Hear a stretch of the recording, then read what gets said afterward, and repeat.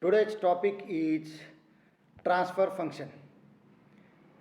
System is considered as entity which takes input, performs certain output upon performs certain operation upon it and gives some output. That is what a system is. And as far as transfer function is concerned, it is ratio of output versus input. Why it is important to learn transfer function? Because transfer function gives relation between input and output of LTI system.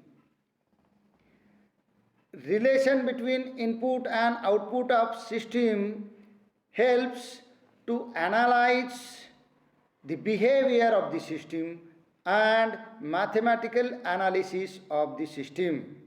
Hence, it is very important to learn a transfer function. Transfer function is basically decided as Laplace transform of output divided by Laplace transform of input. Normally, we call Laplace transform of output as C of S and Laplace transform of input as R of S.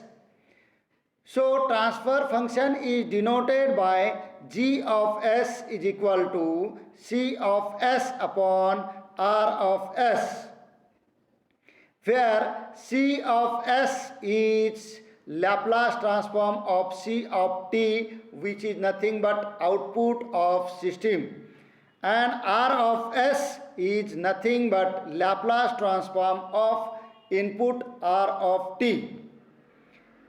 G of t is equivalent to gain of the system, or this is a characteristics of system. Normally, a transfer function gives the characteristics and behavior of the system. Hence, it is important to study a transfer system. As far as transfer system is concerned, it has an equation C of S upon R of S. In a Laplace transform, we learn that as square plus bs plus c divided by as square plus bs plus c is a transfer function.